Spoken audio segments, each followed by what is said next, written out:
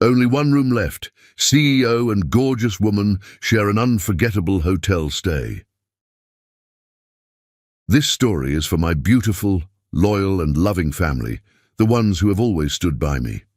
Everything begins with love, and that's where our story starts too. Before we begin, I just ask one small thing from you. Like this video, subscribe to the channel and write "present" in the comments, so I know my family is here with me. Your love gives meaning to every word I speak. Thank you for being my greatest blessing.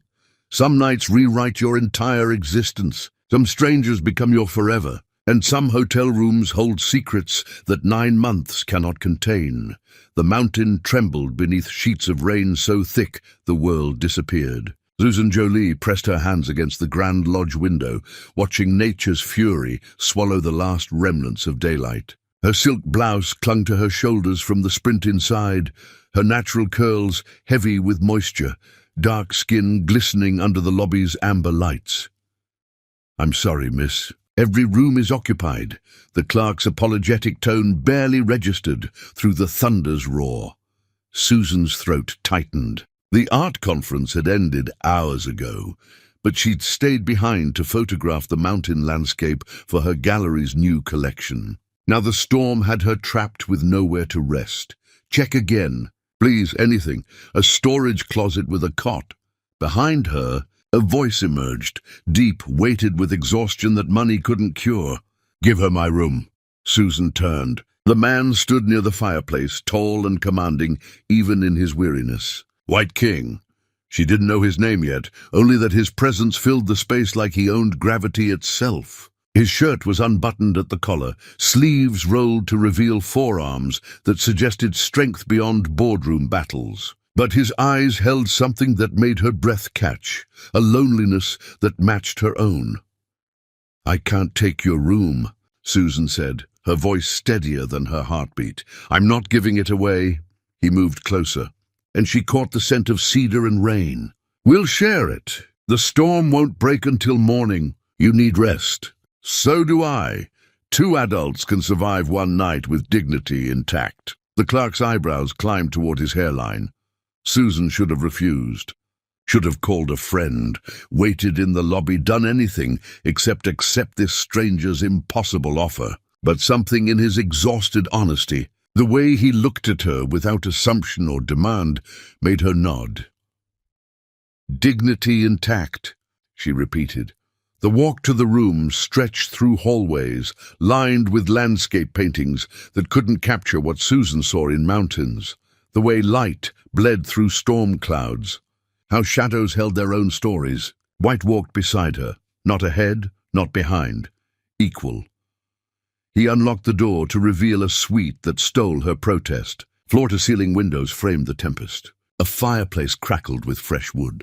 And yes, 2 separate sitting areas with couches long enough for sleep. "I'll take the one by the window," White said, already removing his jacket. "You take the bedroom. Lock the door if it makes you comfortable." "I don't need to lock it." Susan surprised herself with the truth. He paused, studying her with those storm cloud eyes. "No, I don't think you do." They stood in strange silence, 2 people who'd never met yet recognized something fundamental in each other. Susan broke first, moving toward the window where rain created rivers down the glass. "I came here to capture loneliness," she said quietly. "To paint it, photograph it, make it beautiful enough that people would pay to hang it on their walls. Did you succeed?" "I captured emptiness, but loneliness," she shook her head. "That requires witnesses. You can't be lonely without knowing what it feels like to be found." White moved beside her, his reflection joining hers in the dark glass. "I know that feeling. Surrounded by hundreds, seen by thousands, found by no one. Why? Because they see what I built, not who I am underneath." His voice carried decades of performance. "And maybe I forgot the difference." Susan turned to face him fully. "Who are you underneath?" The question hung between them like a dare. White reached past her to open the window slightly. Cold air rushed in, carrying the storm's violence. "Someone who wanted to disappear tonight. Drive until the road ended. Stand in the rain until I remembered what it felt like to be real. And instead you found a stranded woman who needed shelter. Instead, I found someone who looks at mountains the way I wish I could look at life." He smiled, and it transformed his face from handsome to devastating. Like they're worth capturing. The moment shifted. Susan felt it in her chest, that dangerous recognition when a stranger becomes possibility. "I have wine in my bag," she offered. "Emergency supplies for cancelled flights and ruined plans. I have glasses the lodge provided, and a story about why I'm hiding in mountains instead of—" He stopped. "Instead of where you belong," Susan finished. "I don't know where I belong anymore." They settled on opposite couches, wine poured into crystal, fire casting shadows that danced like secrets. Susan learned he built empires but couldn't build peace. White learned she painted emotion but couldn't escape her own. She told him about the gallery that carried her mother's name, how art felt like prayer when words failed. He confessed that success tasted like ash when you achieved it alone. Hours dissolved. The wine warmed them from inside, while the storm raged without. Somewhere between the second glass and the third confession, Susan moved to sit beside him, not touching but close enough to share heat. "I don't even know your name," she whispered. "Does it matter tonight?" "Don't know." And it didn't. Names carried history, expectation, the weight of who you were supposed to be. Tonight, they were just two people seeking shelter from different storms. White's hand found hers. His thumb traced her knuckles with reverence that made her shiver. "I want to know you. You do know me. The parts that matter. I want to know more." Susan turned her hand to lace their fingers together. "Then know this. Tomorrow I return to my life. You return to yours. But tonight we're no one but ourselves." His other hand cupped her face, thumb brushing her cheekbone. Susan leaned into the touch, starving for gentleness she'd forgotten existed. When their lips met, it wasn't rushed or desperate. It was inevitable, like the storm had orchestrated their collision, and they were simply obeying nature's command. They moved to the bedroom without discussion, discarding more than clothes, shedding expectations, fears, the armor they wore against the world. White touched her like she was art worth studying. Susan held him like he was shelter worth keeping. Against the rain-soaked windows, they found each other. His hands mapped her body with worship. Her mouth learned the taste of his surrender. They moved together with the rhythm of people who'd been lonely so long that connection felt like resurrection. "Stay with me," he breathed against her neck. "After tonight, stay. We don't even know each other's last names. I know your heart beats faster when you talk about your mother's gallery. I know you see beauty in emptiness. I know you taste like wine and courage." He kissed her deeply. "That's more than I've known about anyone in years." Susan wanted to promise forever, wanted to believe this stranger could be her salvation. But she'd learned that passion burned bright and fast, leaving only ash. "Let's have tonight," she said instead. "Let it be perfect. Don't ruin it with tomorrow." So they loved through the storm's fury, once with tenderness, again with hunger, a third time with the desperate knowing that dawn would end this. They fell asleep, tangled together, his heartbeat against her spine, her fingers laced with his. Susan woke to silence. The storm had passed. Pale light filtered through curtains, and the space beside her was empty. She found his note on the pillow. "You were right. Tonight was perfect. I won't ruin it by trying to force tomorrow. Thank you for reminding me I'm real. No name, no number. Just the ghost of cedar scent on the sheets." Susan dressed in yesterday's clothes and walked through the lobby. The clerk smiled knowingly. She didn't care. Let him think what he wanted. She carried something more precious than judgment, a memory of being seen. The drive home felt longer than it should. She stopped twice to cry without understanding why. He was a stranger. One night, meaningless in the scope of her life. But when she returned to her gallery and stood before her mother's portrait, Susan pressed her hand to her stomach, where an impossible flutter whispered, "Some nights rewrite your entire existence." She just didn't know how completely. Not yet. Not until the test showed 3 lines instead of 1, and the doctor's voice said words that shattered her world. Congratulations, you're having triplets. Chapter 2, 3 heartbeats. The ultrasound screen glowed with impossible truth. 3 tiny forms pulsed with life, 3 separate heartbeats echoing through the examination room, like drums announcing revolution. Susan stared until her eyes burned. Her hand gripped the paper covering the examination table, crinkling it into mountains that rivaled the ones where her life had split into before and after. Triplets are rare. The doctor continued, her voice professionally gentle. But your hormone levels suggested multiples. Are you feeling all right? Do you have support at home?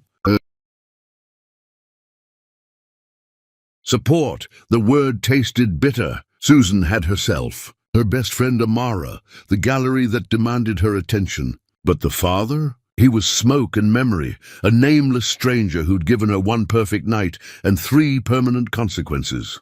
I'm fine, Susan lied, sitting up as the technician handed her tissues to wipe the gel from her stomach. That stomach, still flat, still hers, but harboring 3 futures she hadn't planned.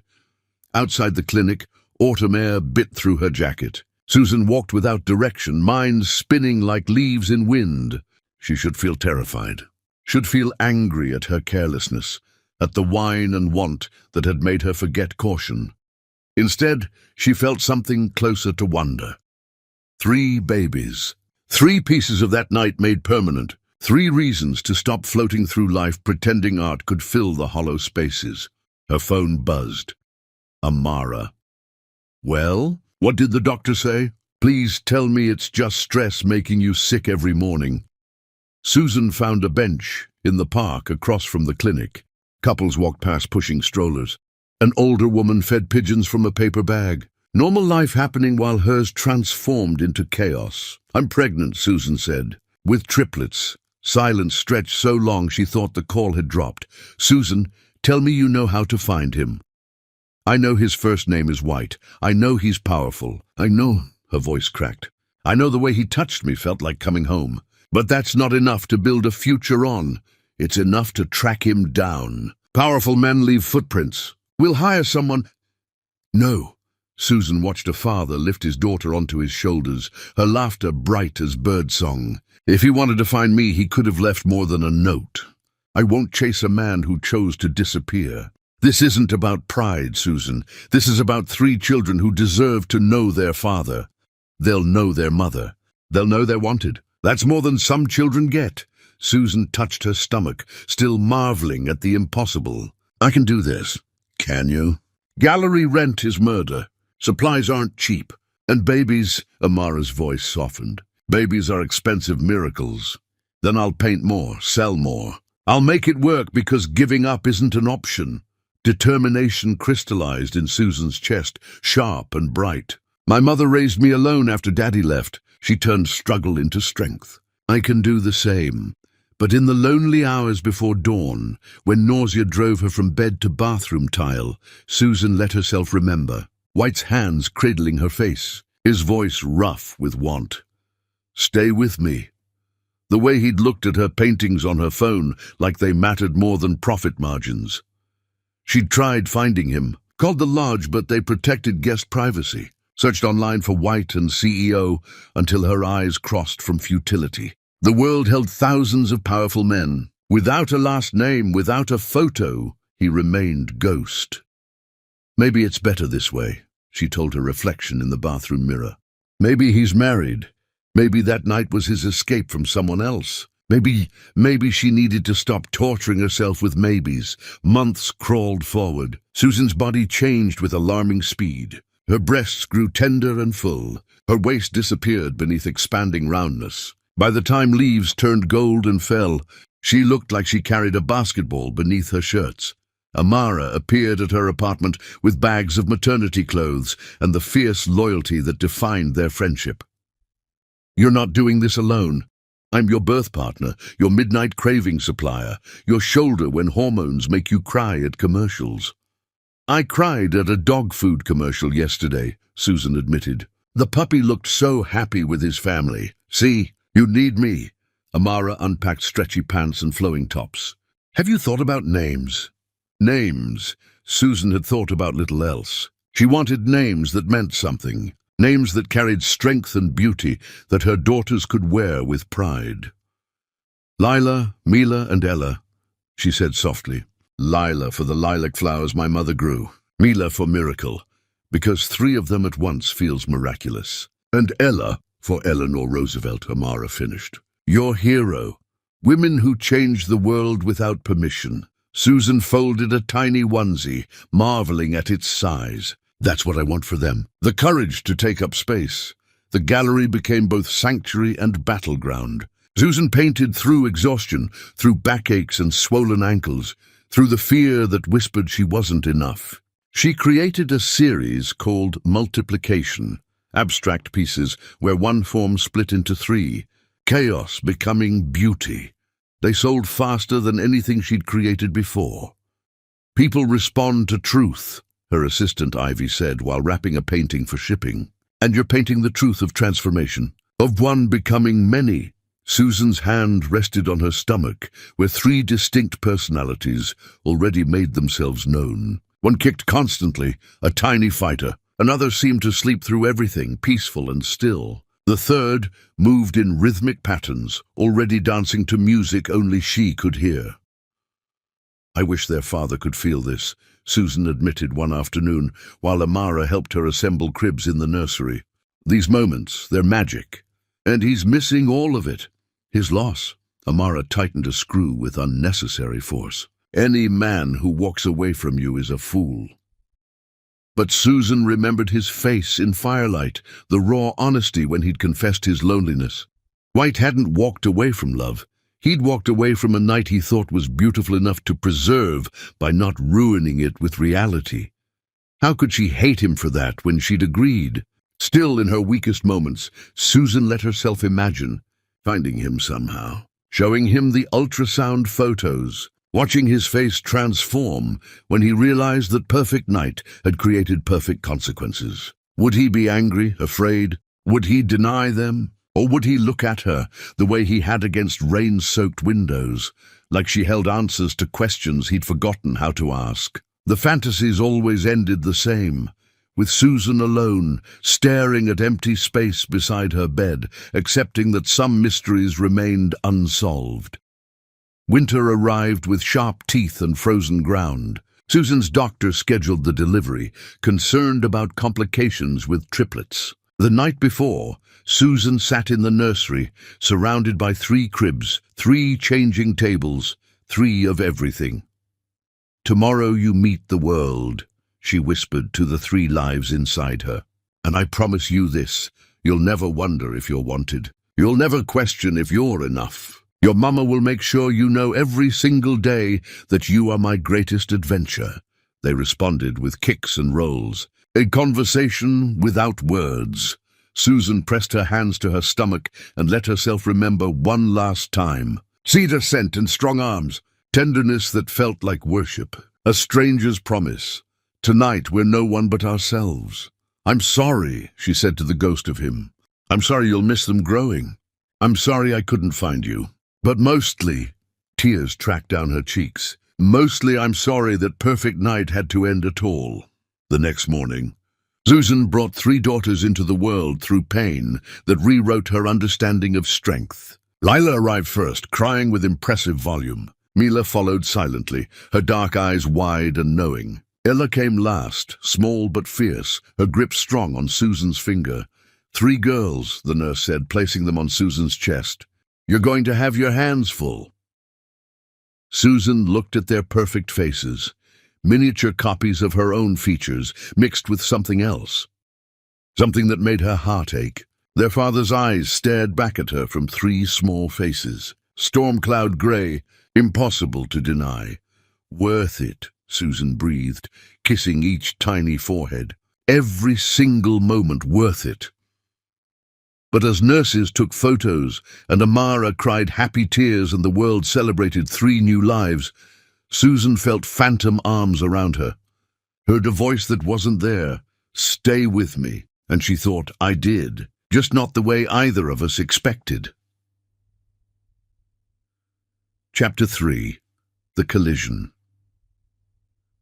The gallery opening shimmered with possibility. Crystal glasses caught light from chandeliers Susan had installed herself, climbing ladders despite Amara's protests. Her latest collection lined the walls, Shelter and Storm, pieces that captured the raw beauty of surviving what should have destroyed you. Susan wore emerald silk that hugged curves she'd earned through motherhood. Her natural hair fell in thick curls past her shoulders. She moved through guests with practiced grace, discussing technique and inspiration, while her mind tracked 3 small hurricanes disguised as daughters. Lila stood before a painting twice her size, head tilted in serious contemplation. Mila sketched in the corner, her own miniature masterpiece growing on borrowed paper. Ella interrogated the caterer about whether the shrimp came from happy ocean homes or sad fish farms.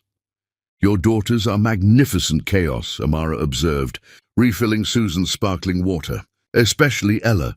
That child could negotiate world peace or start wars depending on her mood. She gets that from—" Susan stopped. She'd almost said her father, but swallowed the words. 5 years hadn't dimmed the memory, but it had taught her to lock it away. "She gets that from my mother. Grandmother Eleanor didn't tolerate injustice either."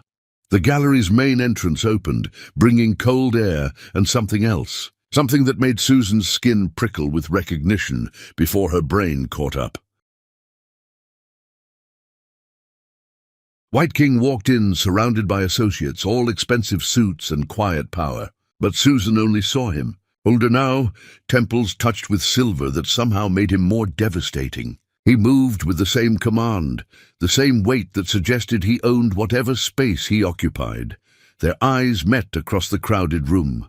The world tilted, everything else blurred. The music, the conversation, the careful facade she'd built.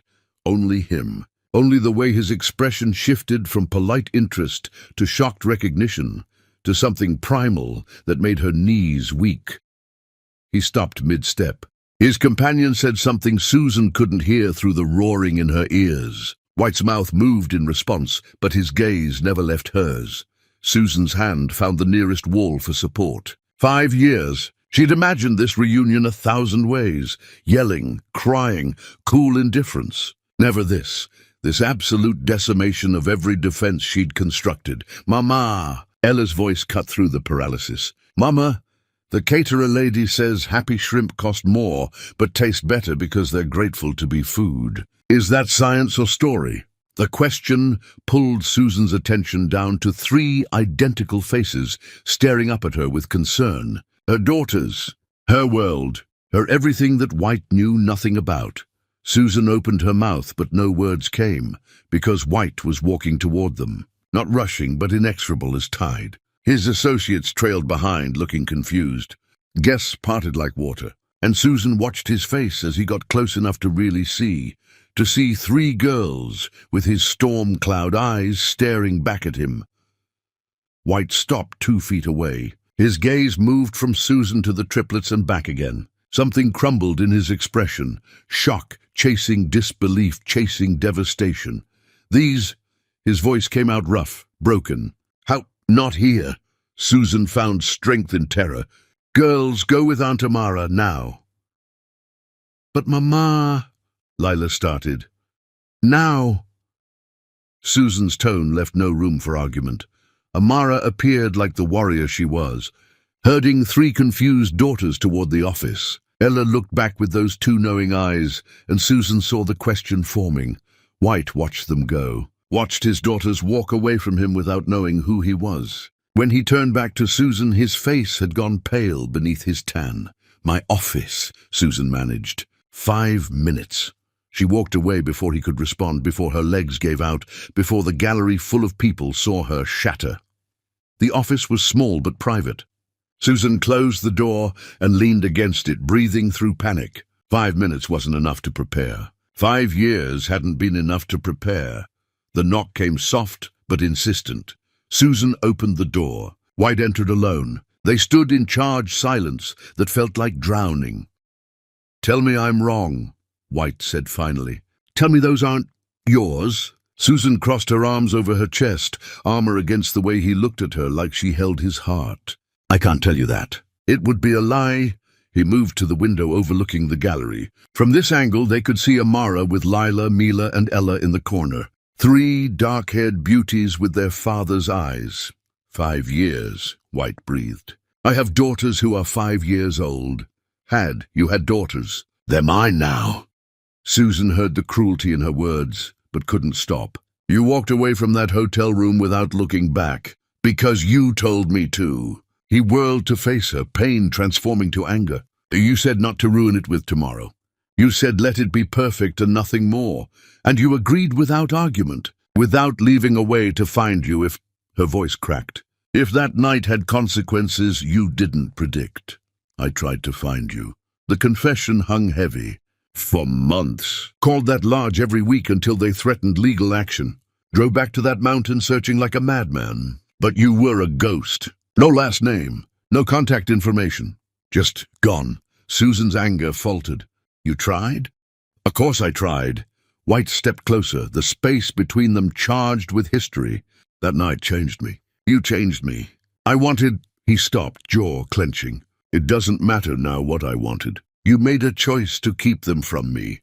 "Keep them?" Fury reignited, hot and righteous. "I searched for you. Do you know how many powerful men named White exist? Hundreds. I had a first name and a memory of cedar cologne. That's not exactly a roadmap. You could have what? Hired investigators. With what money? I was struggling to keep my mother's gallery alive. Then I found out I was pregnant with triplets, and suddenly I had 3 futures to provide for, instead of 1. White's shoulders sagged. He sat heavily in the chair by her desk, head in hands. Triplets. 3 daughters. Lila, Mila, and Ella. Susan said their names like prayer.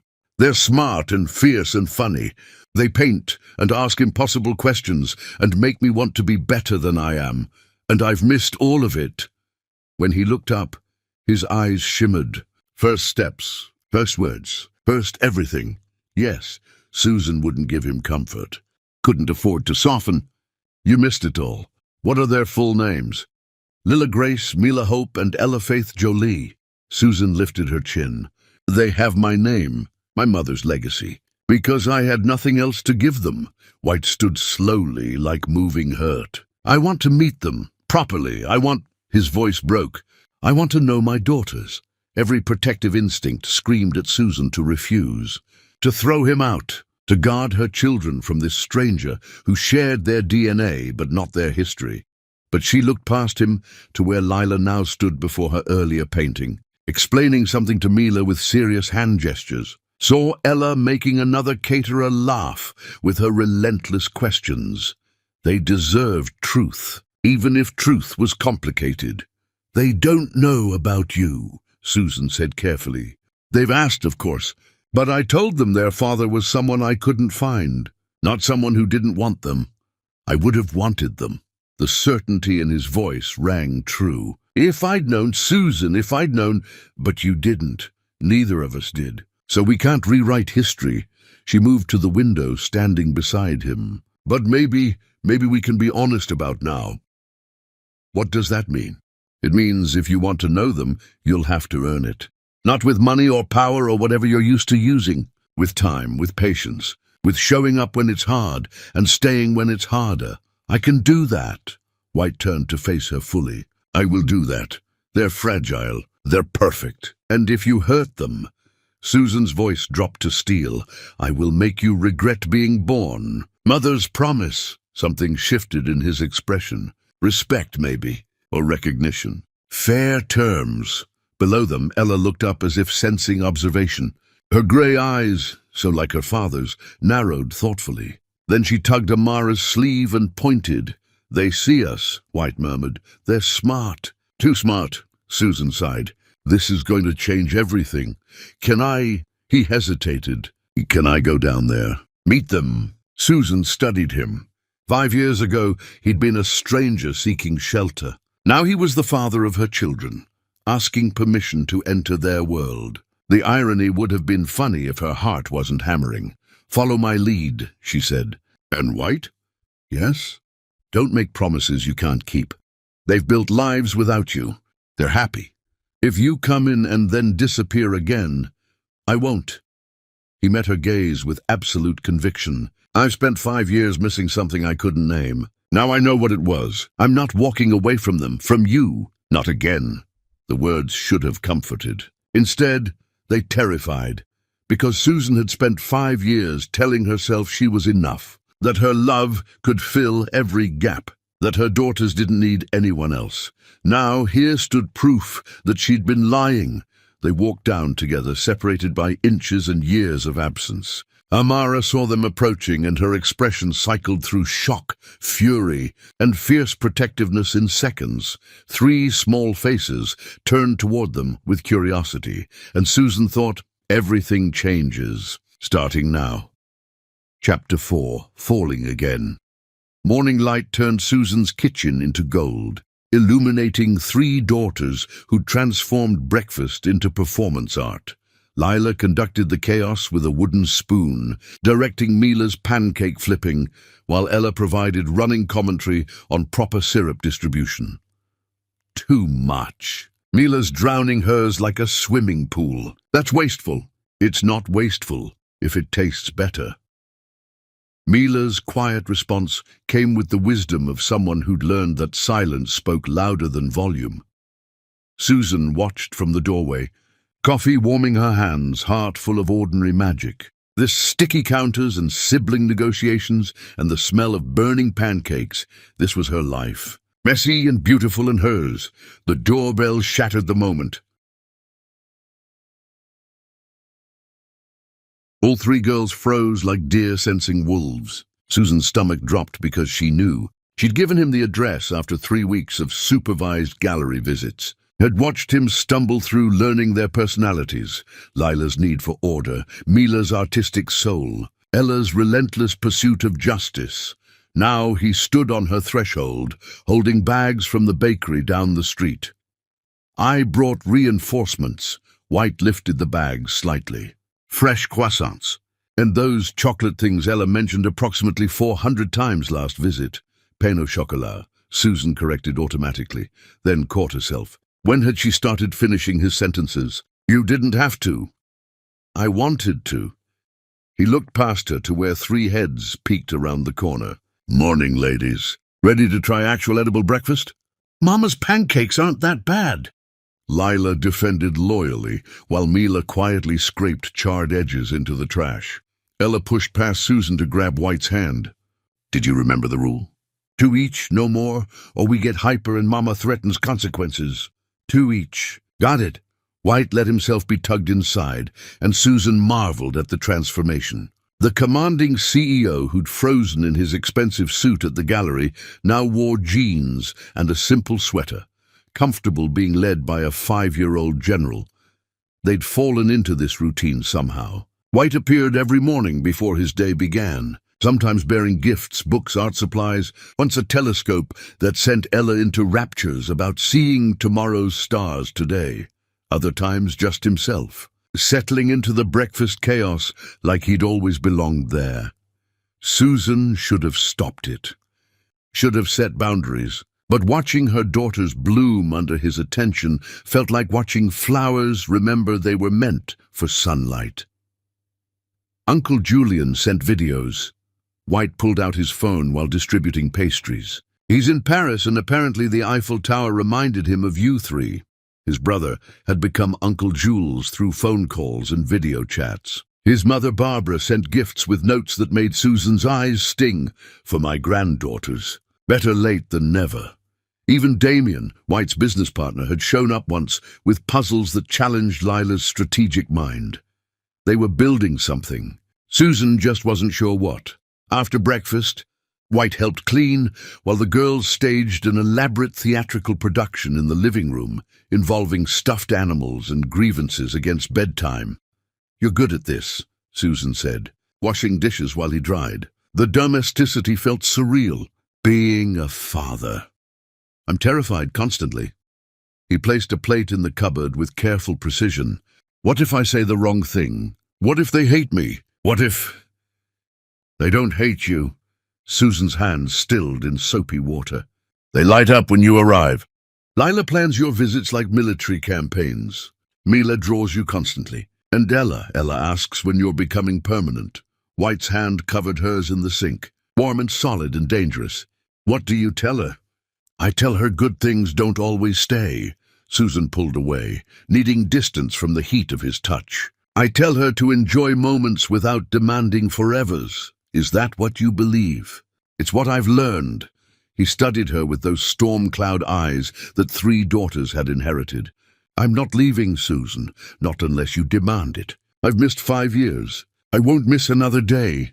The promise should have thrilled her. Instead, it felt like standing on a cliff edge, exhilarating and terrifying in equal measure. Weeks became months. White integrated into their lives with stubborn determination. He learned bedtime rituals. Lila needed her blankets arranged precisely. Mila required 3 stories minimum. Ella demanded philosophical discussions about everything from death to whether clouds had feelings. He showed up for dance recitals and doctor appointments. Held Mila when nightmares struck. Explained compound interest to Lila using candy as currency. Debated animal rights with Ella until Susan had to intervene before someone cited legal precedent. And slowly, carefully, something shifted between Susan and White. It started with accidental touches, his hand on her lower back guiding her through doorways, her fingers straightening his collar before they left for parent events. Sitting close on the couch during movie nights, their daughters piled between them, but their awareness pulsing underneath. One evening, after the girls finally surrendered to sleep, Susan found White in her kitchen, making tea with the familiarity of someone who'd mapped her space. You don't have to stay, she said, though the words lacked conviction. I know, he handed her a mug, their fingers brushing, but I'm not ready to leave yet. They settled on opposite ends of the couch, tea warming hands, silence comfortable rather than tense. I keep waiting, Susan admitted quietly, for you to get bored. To remember you have empires to run, and this domestic chaos isn't glamorous. Glamorous? White laughed, low and genuine. Susan, I've spent years surrounded by glamour. It's empty. He gestured to the toy-strewn room, the crayon drawings covering the fridge, the beautiful mess of life lived fully. This is real. Real is exhausting. Real is worth it. He set down his mug and shifted closer. Every tantrum, every tear, every moment of joy so pure it hurts. I'll take exhausting reality over comfortable emptiness. Susan's throat tightened. You say that now, but when the newness fades, it won't fade. He reached for her hand, and this time she let him take it. This isn't novelty, Susan. This is me finding what I've been searching for without knowing it had a name. And what name is that? Home. The word hung between them, heavy with implication. Susan pulled her hand away, standing abruptly. Don't say things you can't guarantee. I can guarantee this. White stood too, crowding her space until she backed against the kitchen counter. I'm falling for you, again, still. Maybe I never stopped. That night at the hotel, you said we were strangers, but I've never felt less strange with anyone. We barely know each other. I know you put too much cream in coffee. I know you paint when you're upset. I know you cry at commercials about families, but pretend it's allergies. His hand cupped her face, thumb tracing her cheekbone. I know the sound you make when you're overwhelmed. I know how you look at our daughters, like they hung the moon. And I know... His voice dropped, rough with want. I know I've thought about that night every day for 5 years. White, tell me you haven't. Tell me you don't remember how we fit together. Tell me this. He gestured between them. Isn't terrifying and inevitable at the same time. Susan couldn't, because she had remembered, had traced the ghost of his touch on lonely nights, had wondered if their chemistry was memory or madness. The girls are asleep. This isn't about them. This is about us. He leaned closer, his breath warm on her lips. About what we could be if you stopped protecting yourself from possibility. Susan's resistance crumbled. She kissed him first, rising on toes to close the distance, and it felt like remembering and discovering simultaneously. He tasted like tea and familiarity and something dangerous that made her nerves sing.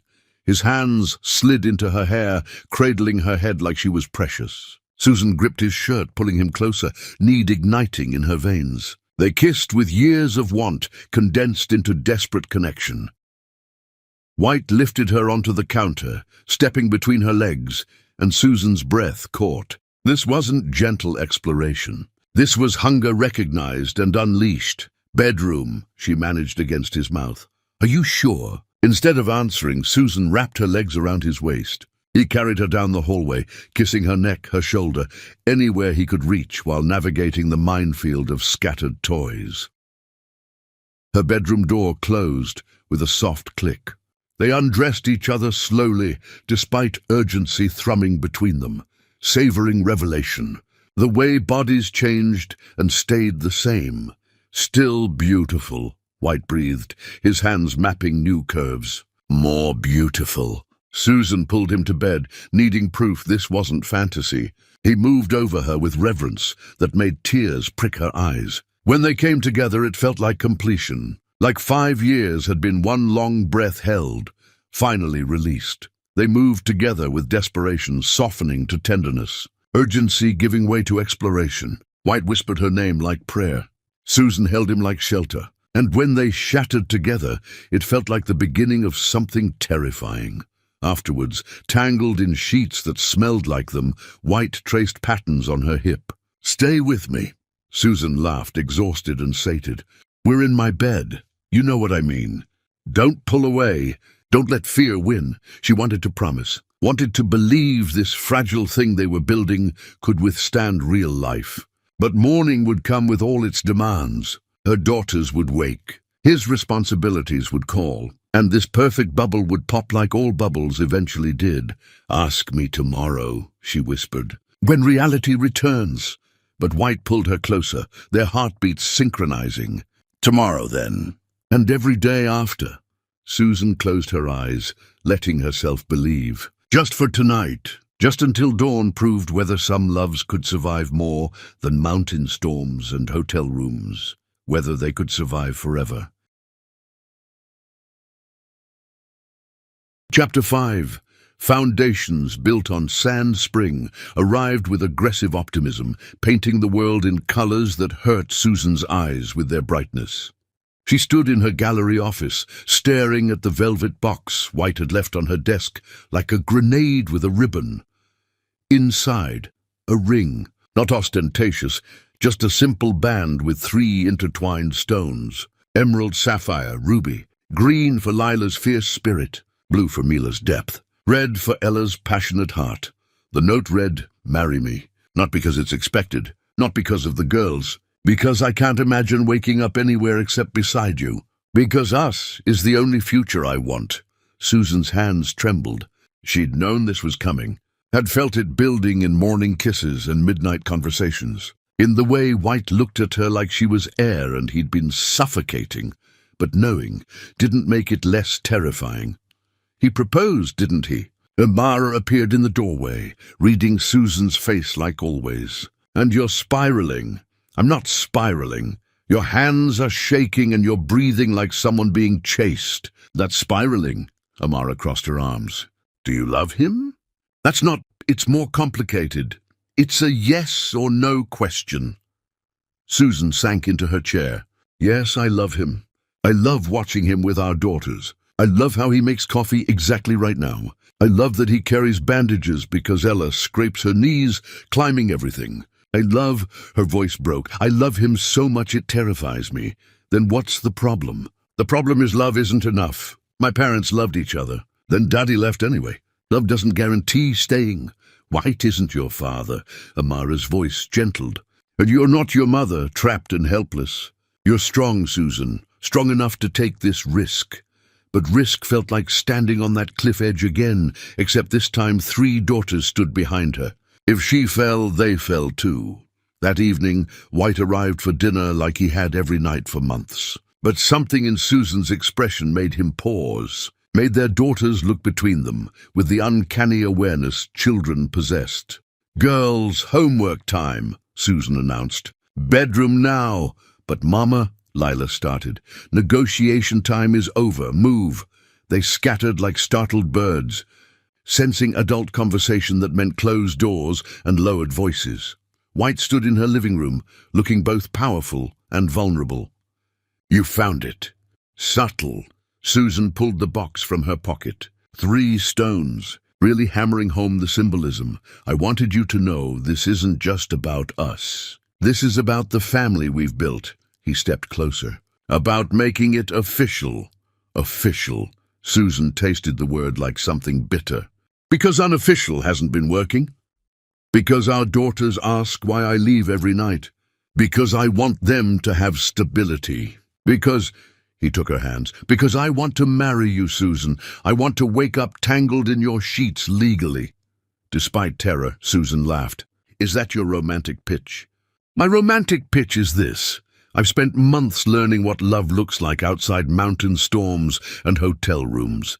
Love looks like burnt pancakes and tantrums about socks. Love looks like you painting at midnight because inspiration hit. Love looks like watching our daughters sleep and knowing we made something beautiful. And when beautiful gets hard, then it gets hard." His thumbs traced her knuckles. "I'm not promising perfection. I'm promising that when things fall apart, because they will, I'll still be here, helping you pick up pieces, being picked up when I shatter." Susan wanted to believe him, wanted to take the ring and the promise and the future he offered with both hands. "What if I'm terrible at marriage?" she whispered. "What if I'm too independent, too scared, too damaged from watching my mother wait for someone who never came back?"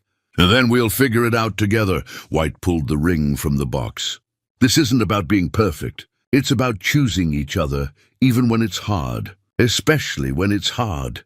He knelt, and Susan's breath stopped. "Susan Jolie, mother of my daughters, woman who rewrote my understanding of home, will you marry me? Will you let me spend every day earning the privilege of your trust? Will you take this terrifying leap with me?" She should have asked for time, should have made lists of pros and cons, should have done anything except say, "Yes, yes, but if you hurt them, I will haunt you eternally." Fair terms. He slid the ring onto her finger, and it fit perfectly, like everything between them, simultaneously impossible and inevitable.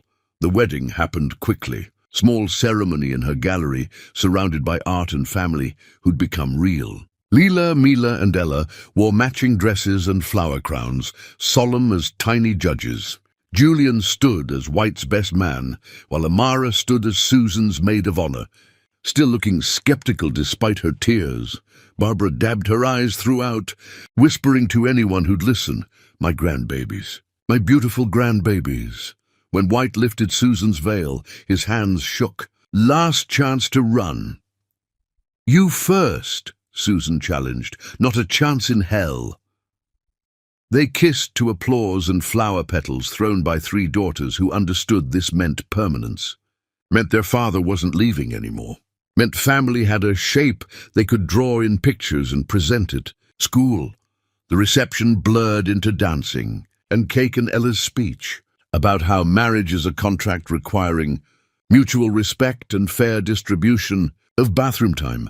Lila organized everything with military precision, while Mila painted the moment in watercolors that captured joy better than photographs. By the time guests departed and grandparents took the girls for their first sleepover away from Mama, Susan and White were alone in his penthouse, no longer his, but theirs. "Nervous?" White asked, pouring champagne. "Terrified," Susan admitted. "I just legally bound myself to someone I've known for," she calculated, "cumulatively. Maybe a year total. Best decision you ever made." He handed her a glass. "Second best being that night in the mountains." They drank in comfortable silence until comfort shifted to awareness. To the way Susan's dress hugged curves, he knew intimately now. To how White had removed his tie and rolled his sleeves, revealing forearms she found unreasonably attractive. "Come here," White said, setting down his glass. Susan went moth to flame, knowing she'd burn and not caring. He kissed her slowly. like they had endless time to discover each other. Like this wasn't their fourth or fifth or 100th kiss, but their first all over again. Susan's hands slid into his hair, pulling him closer, needing more. White lifted her effortlessly, carrying her to their bedroom. Actually, theirs now, officially, legally. The symbolism made Susan dizzy. Or maybe that was his mouth on her neck, his hands unzipping her dress with aching slowness. "I want to memorize this moment," he breathed against her skin. "The moment you became mine completely. I've been yours since the storm." Susan pulled his shirt over his head, nails raking down his chest. "You just didn't know it yet." Clothes scattered. Skin met skin. They came together with the familiarity of long-time lovers and the excitement of newlyweds. White worshipped every inch of her body like it was territory he was claiming for the first time. Susan surrendered completely, walls demolished, guards abandoned. "I love you," he said, moving inside her with perfect rhythm. "I love you so much it feels like drowning and breathing at the same time."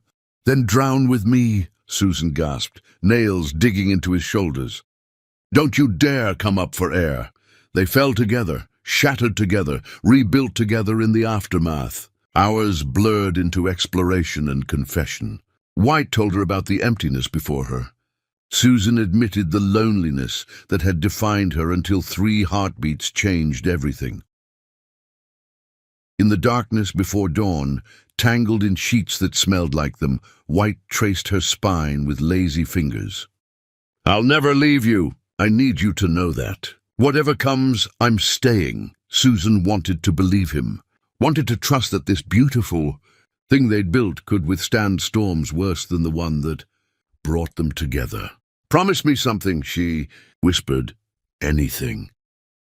If you ever want to leave, if this gets too hard or too real or too much, tell me. Don't just disappear. Don't make me wonder." White rolled her to face him, his expression fierce in the dim light. "I'm not your father. I'm not whoever else taught you that love means abandonment. I'm the stubborn fool who waited 5 years to find you again. You think I'm giving up now that I have everything? People change. Feelings fade. Not mine." He kissed her forehead, her nose, her mouth with tender conviction. "Mine just keep growing.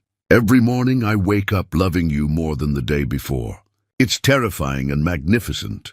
Susan pressed her face into his chest, listening to his heartbeat, steady and sure. "I'm scared." "Me too." His arms tightened around her. "But we're scared together. That counts for something."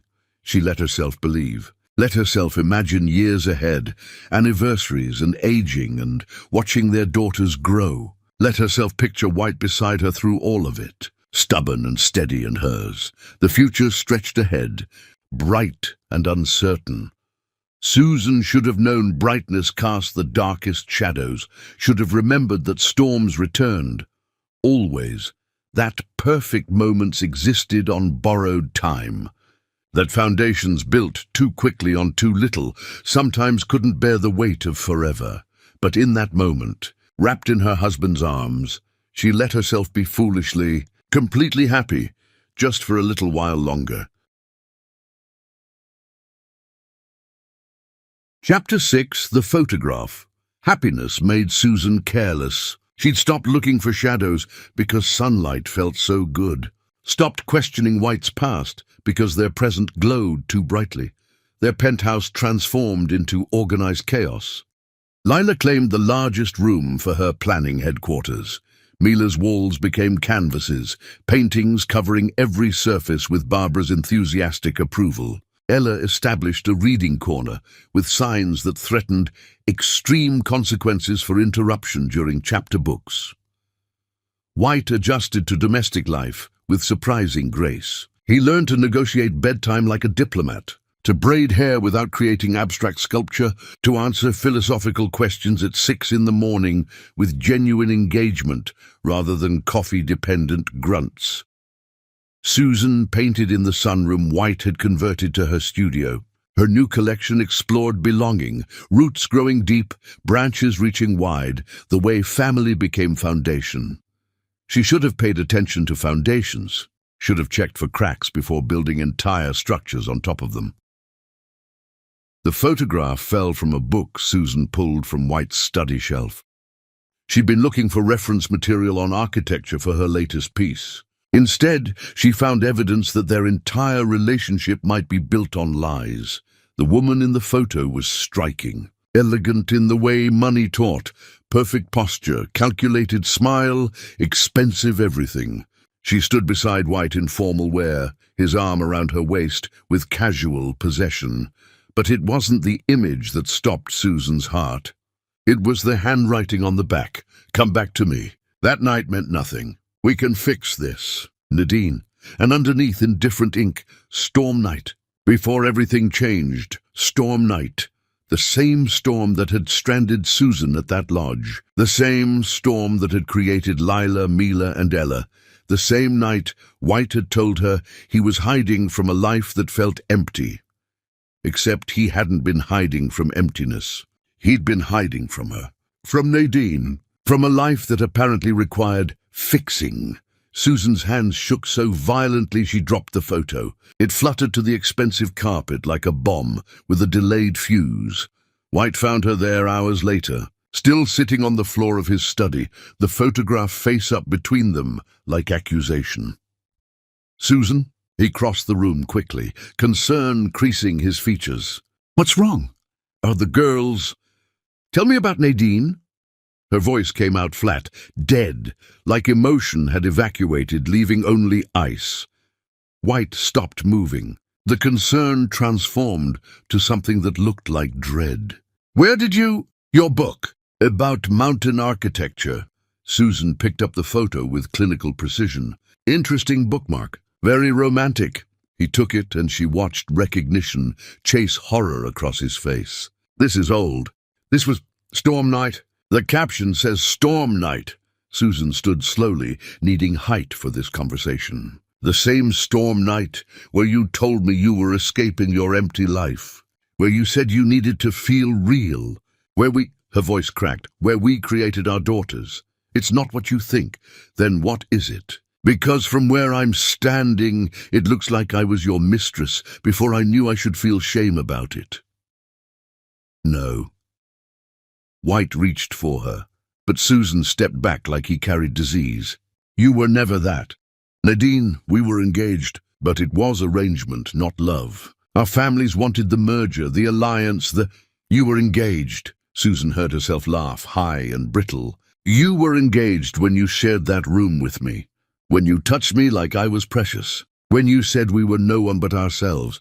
I ended it." Desperation colored his voice. "The morning after, I told her we were done. That night with you showed me what I'd been missing, what love could feel like outside obligation. So I was your catalyst for ending your engagement." Susan paced his study like a caged animal. "Your justification for breaking promises you'd already made? You were my salvation." He tried again to approach, and again she evaded. "Susan, please. Let me explain." "Explain what? That our entire foundation is built on you running from commitment? That the night I treasure, the night that gave me our daughters, was you escaping your fiancé?" "It wasn't like that." "Then what was it like?" Susan whirled to face him, fury igniting through the ice. "Because it feels like I was convenient. Like that storm gave you permission to cheat without calling it cheating. Like tears finally came, hot and shameful. Like nothing we built matters because it started with lies." "I never lied to you. Omission is lying. You let me believe you were free, that our night was two strangers finding magic, not one engaged man finding excuse." She wiped her face angrily. "Did you even try to find me after? Or was that lie too? Did you just go back to Nadine and pretend I never happened?" "I ended it with Nadine the next morning." White's voice rose to match hers. "Stood in her family's estate and told her I'd met someone who made me understand what I'd been settling for." She laughed, Susan, laughed and said I'd come back when reality set in. "But you didn't find me. You said you looked, but I looked for months. Private investigators, regular trips to that lodge, calling every gallery in the region until people threatened legal action." His hands fisted at his sides. "But you were ghost. No last name, no way to trace you. And eventually I had to accept that maybe you'd been right that night. Maybe perfect moments weren't meant to survive dawn. Susan absorbed this, weighing his words against her anger. When did you stop looking? The question hung heavy. White's silence answered before his words did. A year later, when Nadine showed up claiming she was willing to forgive, when my family pressured me to reconsider, he met her gaze with painful honesty, when I convinced myself I'd imagined how perfect you were. But you didn't reconsider. You didn't go back to her. Because I couldn't. Because even doubting my memory of you felt like betrayal. He moved toward her slowly, like approaching wounded animals. And then I walked into your gallery and saw you again. Saw our daughters with my eyes. Understood that perfect hadn't been imagination. It had been real, and I'd spent 5 years missing it. You should have told me. Susan's anger deflated slightly, replaced by exhaustion. When we reconnected, when you started building relationships with the girls, before you proposed, you should have told me about Nadine. Would you have let me near them if you'd known? The question struck center. Susan wanted to lie, to claim she would have been understanding and mature, but honesty demanded acknowledgement. No, she admitted. I would have seen you as someone who betrayed promises, someone who couldn't be trusted. Exactly. White reached her finally, his hands hovering near her arms, but not touching. I was terrified of losing you before I'd proven I was different. That one mistake didn't define me. It wasn't a mistake. It was a choice. You chose to be in that room with me while engaged to someone else. Yes, the admission came raw. I chose you over obligation, over expectation, over the safe path my family demanded. And I'd choose you again, Susan, every single time. She wanted his words to fix this, wanted the hurt to dissolve like sugar in water. But betrayal had roots that burrowed deep. I need time. Susan pulled away from his almost touch. I need to think without you looking at me like that. Like what? Like I'm about to disappear again. Like you're terrified I'll take the girls and run. She gathered her dignity around her like armor. I'm not running. They're settled. They love you. But her voice broke. I need space to process that the man I married kept secrets this big. How much space? I don't know, days, maybe more. Susan moved toward the door. Sleep in your old apartment tonight. I'll tell the girls you have work emergencies. They don't need to know their parents are fracturing. Susan, please, don't. She held up her hand. Don't make this harder. Don't promise things we both know are complicated. Just give me space to remember how to breathe without feeling like I'm suffocating on deception. She left him standing in his study, surrounded by expensive books and evidence of the life he'd built on foundations that suddenly felt unstable. That night, Susan lay alone in their bed that smelled like him. The ring on her finger caught light from the city outside. 3 stones for 3 daughters, born from one night of beautiful lies.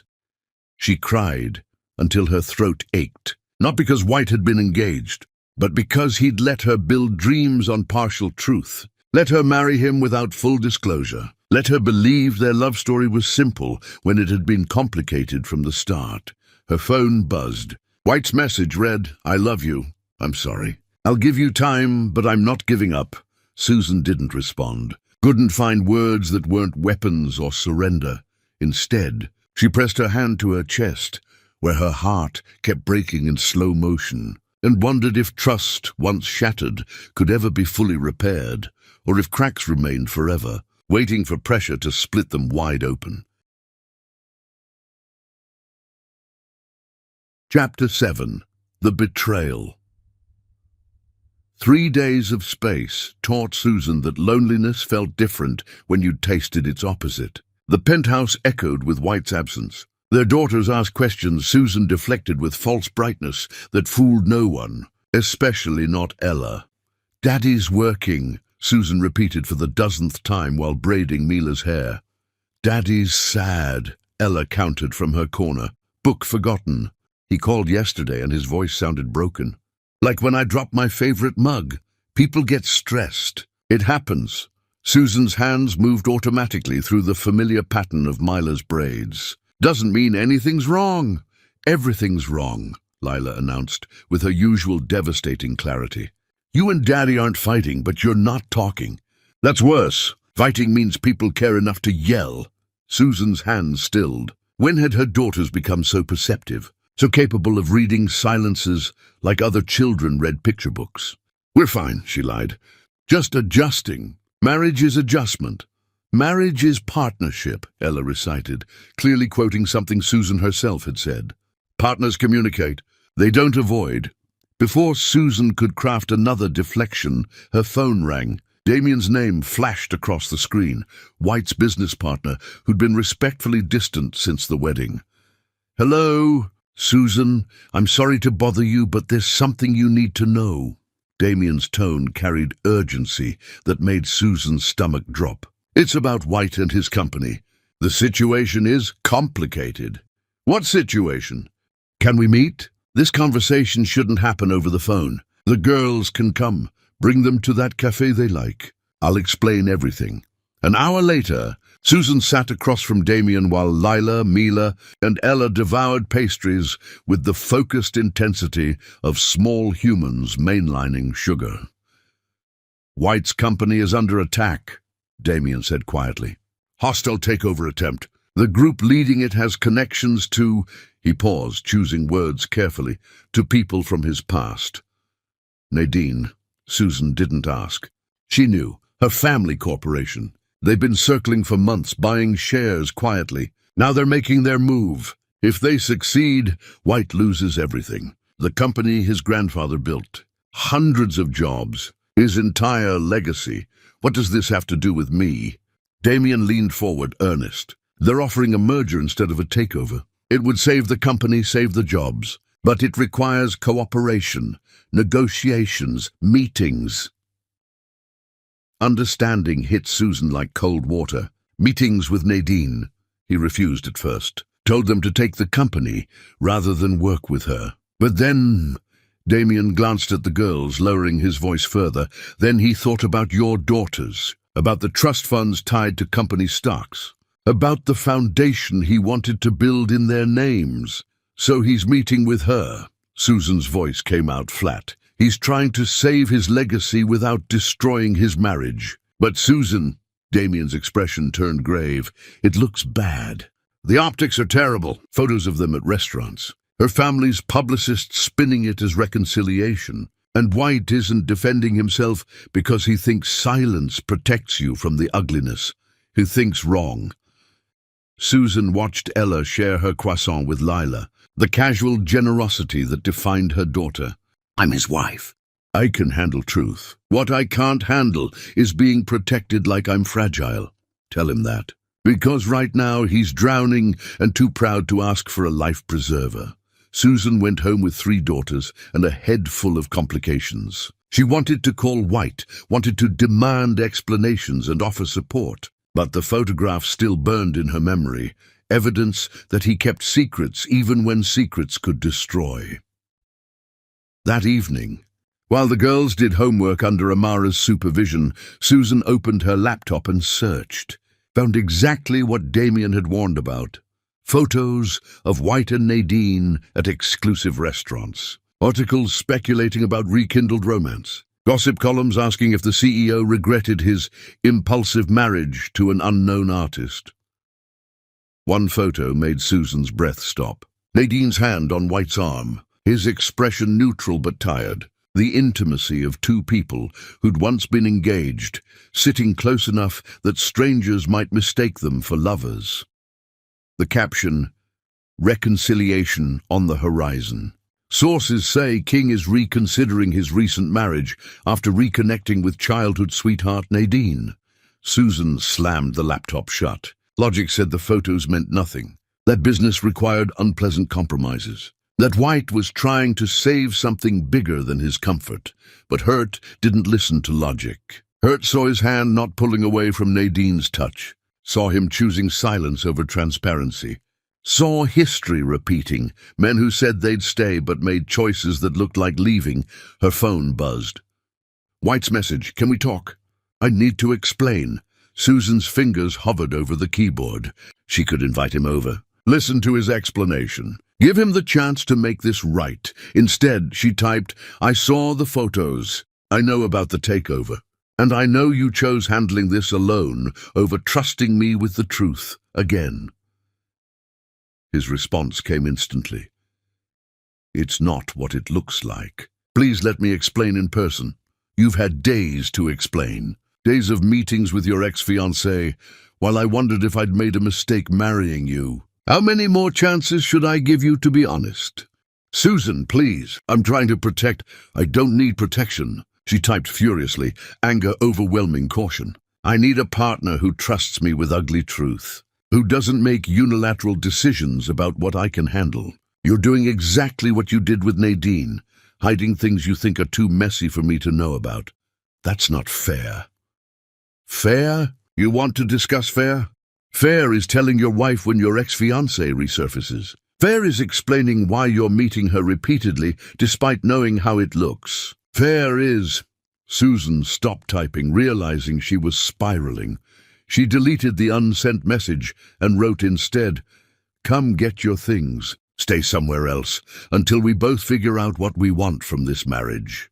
The 3 dots indicating his response appeared, disappeared, appeared again. Finally, if that's what you need. But I'm not giving up on us. Susan didn't reply. She walked to their bedroom and methodically packed a bag with his clothes. Not everything, just enough for a week or 2. Enough to make the separation real without being permanent. When White arrived late that night, after the girls were asleep, Susan met him at the door with the bag. He looked destroyed. Stubble shadowed his jaw. His shirt was wrinkled. His eyes held desperation that once would have melted her defenses. Susan, not tonight. She thrust the bag at him. I can't do this tonight. I can't listen to explanations that might be reasonable and still feel like betrayal. I ended negotiations with Nadine's family. He said it like confession, like offering sacrifice. Told them to take the company.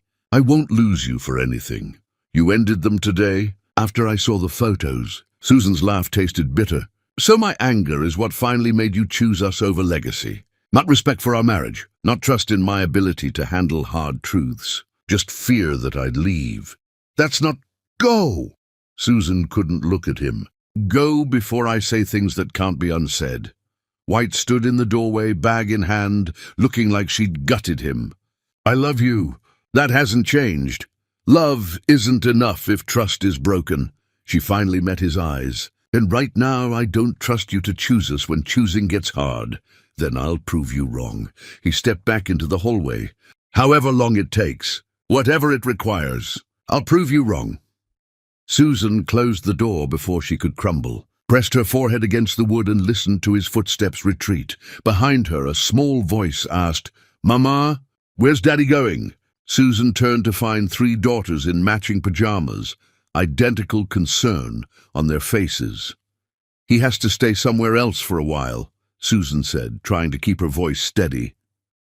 Grown-up things are complicated right now, but he's coming back? Mila's quiet question held the weight of every fear Susan carried.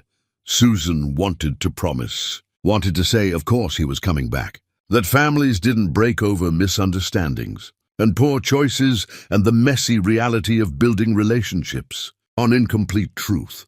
But she'd promised herself she'd never lie to protect them from hard truths. I don't know. Baby, Susan gathered all 3 into her arms. I honestly don't know. They stood in the hallway, 4 people instead of 5, and Susan felt the absence like physical pain, felt their family fracturing along lines that might not heal, felt the storm returning, bigger and more devastating than the one that had brought them together. And this time, she wasn't sure any of them would survive it. Chapter 8. Shattered Glass. The weeks that followed felt like existing underwater, sound muffled, movement sluggish, everything filtered through pressure that made breathing deliberate. Susan painted fury onto canvas, reds that screamed, blacks that swallowed, abstract pieces that critics called devastatingly raw, without understanding they were watching a marriage bleed out in oils and acrylics. White sent flowers.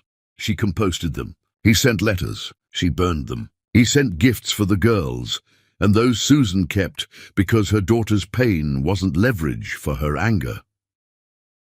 Lila stopped planning. Mila stopped painting. Ella stopped asking questions because the answers hurt too much. "This is destroying them," Amara said bluntly, watching the girls pick at dinner like food had become optional. "Whatever happened between you two, they're collateral damage." "I know." Susan's throat tightened around words that felt like swallowing glass. "But how do I fix it? Go back to a marriage built on secrets? Pretend I didn't see him choosing everything else over honesty? Maybe talk to him. Hear his side without assumptions. I gave him chances to explain. He chose silence every time." Susan pushed food around her plate, appetite absent. "He chose protecting his precious company over protecting us." But doubt crept in during sleepless hours. Had she been too harsh? Too unwilling to understand the impossible position White faced? Was she repeating her mother's mistake, running instead of fighting for what mattered? The answer came wrapped in gossip disguised as concern. Ivy, her gallery assistant, arrived with coffee and catastrophe. "I'm sorry to show you this, but..." She placed her tablet on Susan's desk. "It's everywhere." The gossip site showed photos from the previous night. White and Nadine leaving a restaurant together, her hand tucked into his arm. His expression unreadable but not protesting. The headline, "King's Marriage on the Rocks. CEO spotted with ex-fiancé while wife stays home." Susan read the article with clinical detachment, absorbing details that felt designed to hurt. Anonymous sources claiming White regretted his impulsive marriage. Speculation about annulment. Nadine's publicist suggesting reconciliation was natural between people who understand each other. "He told you he ended negotiations," Susan said numbly. "Maybe he did." Ivy's voice held doubt. "Or maybe ending them meant something different to him than to you." Susan looked at the photos again, studied White's face for signs of discomfort, coercion, anything that suggested he was trapped rather than choosing. About nothing but exhaustion and something that looked like resignation. He lied, the words tasted final. Or at minimum, he let me believe something that wasn't true. Again, she called Damien, needing confirmation, needing someone to explain how the man she'd married could be photographed like that after promising to choose her over everything. "Susan?" Damien's voice carried warning. "Those photos don't tell the whole story." "Then tell me the whole story. Because from here, it looks like White decided his company matters more than his family." "It's complicated. The takeover bid got uglier. Nadine's family threatened." He stopped. "I can't tell you details. They're legally protected. But Susan, you need to know White is trying to protect you. All of you. By meeting his ex-fiancée repeatedly. By letting gossip sites paint our marriage as a mistake. Fury replaced numbness. That's not protection. That's prioritization. And apparently we're not the priority." "You're wrong." Damien's certainty gave her pause. "But I can't make you see it. Only White can, and he's what? Drowning. He's drowning and too stubborn to ask for help because he thinks handling everything alone makes him strong." Damien's voice gentled.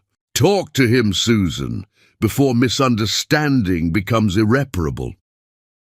But Susan had talked, had asked for honesty, had begged for partnership, and White had responded with silence wrapped in good intentions. That evening, Susan made a decision that felt like falling. "We're leaving," she told Amara while packing suitcases. "Taking the girls to your family home. Distance, time, space to think without seeing his face everywhere." "Susan, don't." Susan folded tiny clothes with shaking hands. "Don't tell me I'm overreacting. Don't tell me marriage requires forgiveness. I've forgiven the engagement he didn't tell me about. Forgiven the secrets. Forgiven the meetings with Nadine. How much more am I supposed to forgive before I'm just accepting disrespect?" Amara watched her sister friend dismantle their lives in the penthouse that had briefly felt like home. "The girls will be devastated. They're already devastated. At least this way we can heal somewhere without constant reminders. Susan told her daughters that evening. Sat them down in the living room that held so many memories, movie nights and pillow forts and white reading bedtime stories in voices that made them giggle until their stomachs hurt. "We're going to take a trip," Susan began, trying to make it sound like adventure rather than abandonment. "To Aunt Amara's family place, remember? The one with the big backyard and tire swing." 3 pairs of storm-cloud eyes stared at her with identical suspicion. "For how long?" Leila asked, her strategic mind already calculating implications. "I don't know yet." "A while? Is Daddy coming?" Mila's quiet voice barely registered above the room's awful silence. "No, baby. Daddy has—" Susan swallowed against the lie forming. "Daddy and I need time apart right now. You're getting divorced." Ella stated it like fact, not question, like Stephanie's parents at school. They took time apart, and then her daddy moved away forever. "We're not—" Susan stopped. Could she promise that? Could she guarantee this separation was temporary when she barely believed it herself? "We're figuring things out." Adults say that when they're giving up. Lila's voice cracked, her usual control fracturing. "You're giving up on us being a family." "Never." Susan pulled them close, despite their resistance. "I'm never giving up on you 3. You are my family, my whole heart. Nothing changes that. But Daddy loves you. This Susan could promise absolutely. He will always love you. What's happening between us doesn't change how he feels about his daughters." "Then why are we leaving?" Ella demanded. "If he loves us and you love us, why can't we all love each other in the same place?" The question had no answer that didn't hurt. They left before dawn, loading suitcases into Amara's vehicle while the city slept. Susan left a note for White. Cowardly, maybe, but she couldn't face him. Couldn't watch him beg or promise or do whatever he'd do to make her stay. The note said simply, "We're leaving to give us all space to heal. Don't try to find us right away. Let me have this time with our daughters, without complication. I'll contact you when I'm ready to talk." She left it on the kitchen counter beside her wedding ring. 3 stones that had promised forever, but delivered fracture. The drive stretched endless. Lila cried silently in the back seat. Mila drew pictures of their penthouse, each one darker than the last. Ella stared out the window, small jaw clenched against emotion. Susan drove through tears she tried hiding, through doubt that whispered she was making terrible mistakes, through pain that felt like it might kill her if she acknowledged its full weight. Her phone buzzed repeatedly. White calling, texting, leaving voicemails she couldn't bear to hear. Finally, she turned it off completely. Amara's family home appeared like sanctuary, sprawling and old and filled with cousins and aunts and uncles who asked no questions because Amara had warned them all. They absorbed 4 broken people into their chaos, offered comfort through casseroles and company, gave them space to simply exist without performance. That night, in an unfamiliar bedroom, with 3 daughters curled around her like they feared she might disappear too, Susan let herself shatter completely, silent sobs that shook her frame, grief for the family they'd almost been, rage at White for his secrets, fury at herself for not being strong enough to forgive imperfection. "Mama," Ella whispered in the darkness. "Are we ever going home?" Home. The word had no meaning anymore. "I don't know, baby." Susan kissed her daughter's forehead. "I don't know where home is anymore." Across the country, in a penthouse that echoed with absence, White sat in the dark reading Susan's note for the 100th time.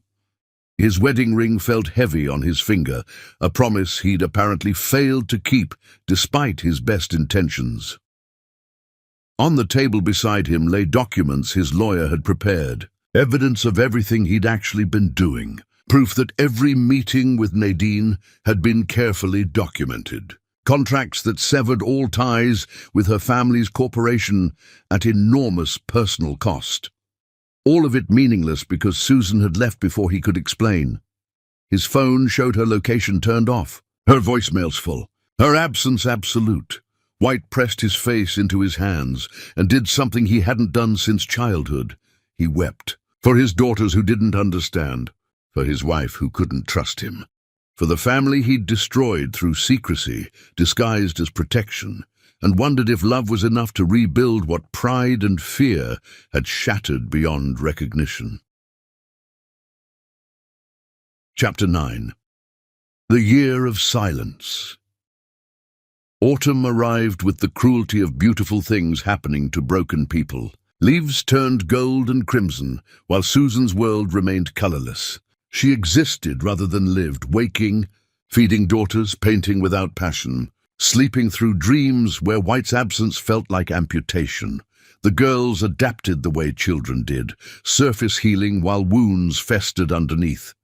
Leila reorganized everything compulsively, trying to control chaos by alphabetizing books and color-coding clothes. Mila stopped painting entirely, claiming colors didn't feel right anymore. Ella grew quiet, her usual passionate debates replaced by one-word answers and eyes that looked decades older than they should. Susan told herself they were healing. That distance was necessary. That staying would have taught her daughters to accept half-truths disguised as protection. But the lie tasted bitter. White sent packages monthly. Educational toys for Lila's curious mind. Art supplies for Mila's dormant creativity. Books about philosophy and justice for Ella's hungry intellect. Never anything for Susan, respecting boundaries, even when it probably killed him. She returned every package unopened. Pride demanded it. Self-protection required it. But watching her daughters' faces when the delivery person drove away without leaving anything felt like secondary cruelty she inflicted, because she couldn't hurt the person who'd actually hurt her. "This is pointless suffering," Amara said during one of their kitchen table therapy sessions. "He's trying. You're refusing to even acknowledge his efforts. He should have tried before I found evidence of lies." Susan stared into coffee gone cold. He should have trusted me with ugly truth, instead of thinking I needed protection from reality. And you should talk to him, instead of nursing grievances like their beloved pets. Amara's patience clearly wore thin. "Susan, I love you, but you're being as stubborn as he is proud. Neither of you will bend, so you're both breaking. I can't bend. If I bend, I teach my daughters that men can hide things, and women should just forgive because love means accepting whatever we're given. Or you teach them that people make mistakes, that marriages require work, that sometimes the bravest thing isn't leaving, it's staying and fighting for what matters." Susan had no response except tears she'd cried so often. They felt routine.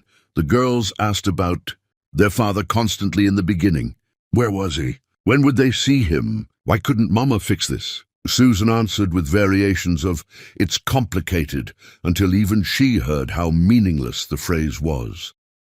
Eventually the question stopped. That hurt worse than the asking.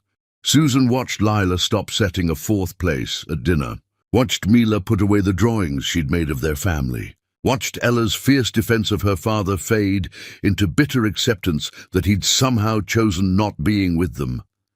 "He didn't choose that," Susan tried explaining once. "Grown-up problems are complicated."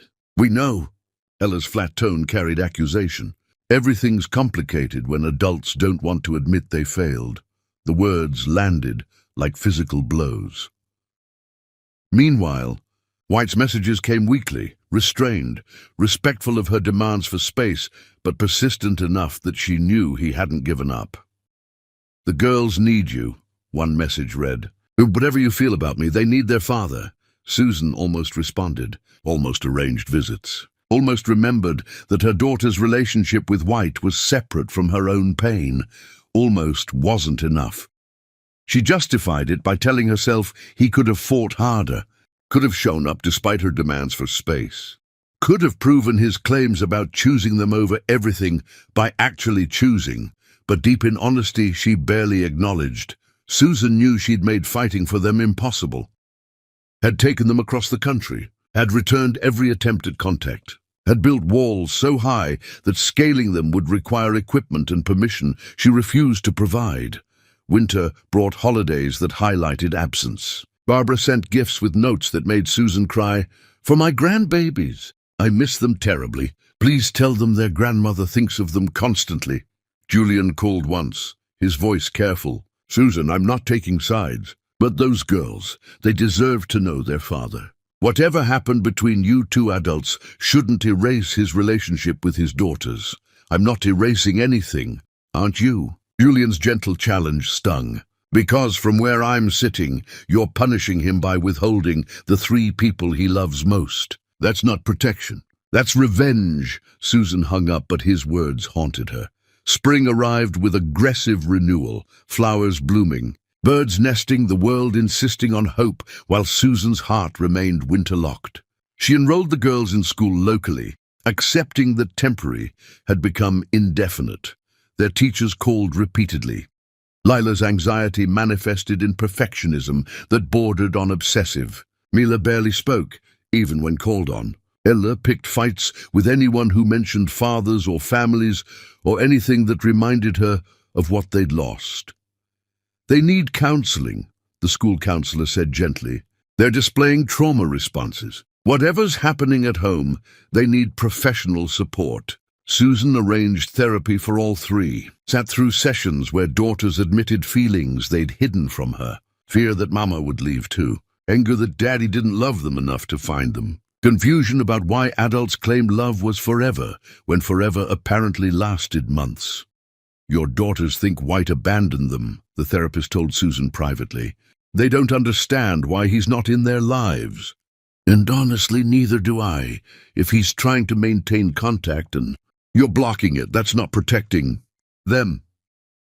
I'm protecting them from learning to accept men who keep secrets. You're teaching them that one. Mistake means permanent exile. That imperfect love deserves destruction rather than repair." The therapist leaned forward, professional gentleness carrying steel underneath. "Susan, what exactly would White need to do to earn forgiveness? Have you communicated that? Or are you leaving him guessing while punishing him for not reading your mind?" The question sat heavy. Susan had never told White what she needed. Had assumed he should know, should understand instinctively, that trust rebuilt through consistent transparency, through showing up even when showing up was hard, through things she hadn't communicated because communication required contact she'd forbidden. That night, Susan finally listened to his voicemails. Months of messages she'd archived unheard. His voice chronicled devastation. Early messages held controlled pain, asking to talk, begging to see the girls, promising to prove himself worthy. Middle messages grew desperate. Had he lost them forever? What could he do? Please just let him know they were all right. Recent messages carried defeated acceptance. "I love you. I love them. If staying away is what you need to heal, I'll stay away. But Susan, please don't let them think I don't want them. Whatever you tell them about me, don't let them believe that lie." The last message had come the previous week. "I went to the lodge, the one where we met, sat in that room and remembered the night that changed everything. I'd give anything to go back. Not to change meeting you, I'd never want that, but to do everything after differently, to be the man you needed, instead of the man I was. I'm sorry, Susan, for all of it." Susan played it 3 times, hearing the brokenness in his voice, the absolute sincerity of his regret. Then she looked at her daughters sleeping in the next room, 3 beautiful girls who'd been collateral damage in their parents. Pride war. She'd left to protect them from watching her break. Instead, she'd broken them by removing half their foundation. Morning brought clarity through guilt. Susan pulled out her laptop and searched White's name for the first time since leaving. Found article after article about his company's restructuring, about massive financial losses he'd absorbed rather than compromising, about his withdrawal from public life, and buried deep in industry publications, evidence that every meeting with Nadine had been documentation, that he'd been building a legal case for harassment, that his cooperation had been strategy, not betrayal. He'd been protecting them, messily, imperfectly, but genuinely protecting them from a vindictive ex-fiancé and her family's corporate attacks. And Susan had left before letting him explain. She found photos from a charity gala. Barbara had posted, white, looking gaunt and exhausted, his smile not reaching eyes that held permanent sadness. The caption, "My son supporting causes that matter to him. So proud, even when he's going through difficult times." Comments asked about his wife, about whether the marriage had ended. Barbara responded to each, "Private family matters remain private. Please respect their journey." Susan closed the laptop before she could spiral further, called Amara. "I made a terrible mistake." Yes. No sympathy in Amara's voice, just honesty. "You did. The question is, what are you going to do about it?" Susan looked at her daughter's bedroom door. Thought about 3 girls who'd lost their joy. About a man who'd made mistakes but paid for them 100 times over. About herself, stubborn and self-righteous and so terrified of being her mother that she'd become something worse. "I'm going to fix it," Susan said, "if it's not too late." "If he hasn't, he hasn't," Amara's voice gentled. "I may have been checking on him. Through Julian, who reports White has been a ghost of himself, working constantly, living in that penthouse like a mausoleum, waiting for you to come home. What if he doesn't want me back? What if I destroyed us too thoroughly? There's only one way to find out." Susan spent the afternoon crafting a message. Deleted dozens of attempts. Nothing felt adequate to bridge months of silence and hurt. Finally, she wrote simply, "I was wrong. I'm ready to listen if you're ready to talk. The girls miss you. I miss you. Can we try again?" She hit send before cowardice won. Hours passed. Dinner, bedtime stories that didn't require enthusiasm because Susan's hands shook too badly. Tucking in 3 daughters who'd learned not to ask for things they couldn't have. Her phone remained silent. Susan lay awake watching shadows cross the ceiling, wondering if she'd waited too long. If pride had cost her not just her marriage, but the man her daughters needed. The man she, despite everything, still loved with devastating completeness. At midnight, her phone finally buzzed. White's message, "I've been ready since the moment you left. Just tell me when and where. I'll be there." Susan pressed the phone to her chest, tears soaking her pillow, hope and terror warring in her chest. Tomorrow. Tomorrow, she'd tell their daughters they were going home. Tomorrow, she'd begin the terrifying work of rebuilding, what she'd helped destroy. Tomorrow, they'd find out if love and forgiveness were enough. But tonight, she let herself believe in second chances. Chapter 10. When 3 hearts bring 2 home. 3 daughters sat in conspiratorial silence, their faces wearing expressions Susan recognized as dangerous. Lila held Susan's phone with the determination of someone planning military coups. Mila drew furiously, her artwork for once not abstract pain, but concrete planning. Ella paced like a tiny lawyer building her closing argument. "This is mutiny," Susan said from the doorway, though her tone held more amusement than anger. "This is intervention." Ella stopped pacing to face her mother. "You and Daddy are being ridiculous. You love each other. We love both of you. And everyone's miserable because grown-ups are too stubborn to fix things. It's complicated. Stop saying that." Lila's shout startled them all. Calm, controlled Lila never raised her voice. "Nothing's complicated except you both being scared. You're scared he'll hurt you again. He's scared you won't forgive him. But you know what? We're scared too. Scared our family's gone forever because adults won't try." Susan's throat closed around words that wouldn't form. "Mama," Mila said quietly, holding up her drawing. "This is us, all of us, together. That's what we want. Not perfect, just together." The sketch showed 5 figures, rough and childlike but achingly clear. 2 adults with 3 small people between them, all holding hands, all connected. "I already messaged him," Susan admitted. We're going to talk." "When?" Ella demanded. "Soon. I just need to figure out Now. Lila pressed buttons on Susan's phone before she could stop her. We're calling him now because waiting just gives fear more time to win. The phone rang on speaker. Once, twice. Susan's heart hammered against her ribs. Susan! White's voice came rough, like he'd been sleeping or crying or both. Are you all right? The girls. They're staging a rebellion, Susan managed, through the emotion clogging her throat. Apparently we're both being ridiculous. A pause. Then something that might have been a laugh or a sob. They're not wrong. Daddy! Ella grabbed the phone. Mama cries every night. Every single night. Even when she thinks we're asleep. Come fix this, baby girl.